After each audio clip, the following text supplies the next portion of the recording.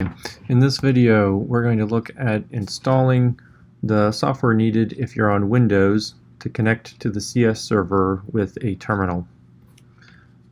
I'm here in the Linux system setup as part of the Linux and CS Systems Bootcamp. So these parts here show what to do with your terminal, what kinds of commands you can run. We're in this just getting the right software on inside of Windows. So one option is to use the Putty, and that's the one we're showing in this video. You click the download button, download this installer.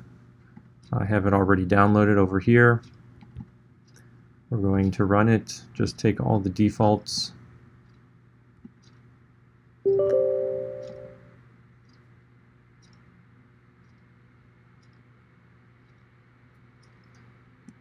And after it's installed, we should be able to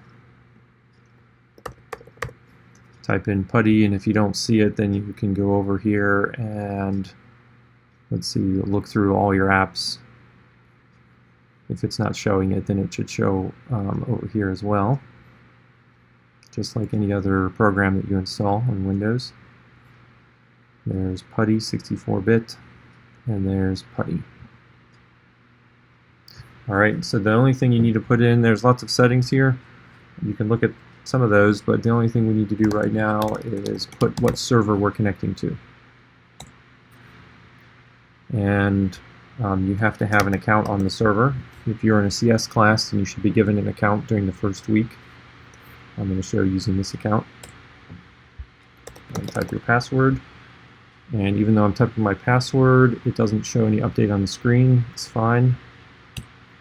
Press enter, and I'm logged in.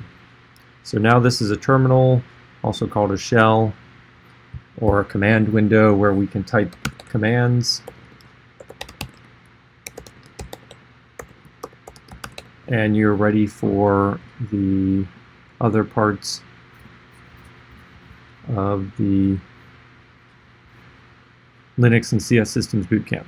You're ready to start taking a look at those. You've got your terminal window over here where you can try things out. Okay, so good luck.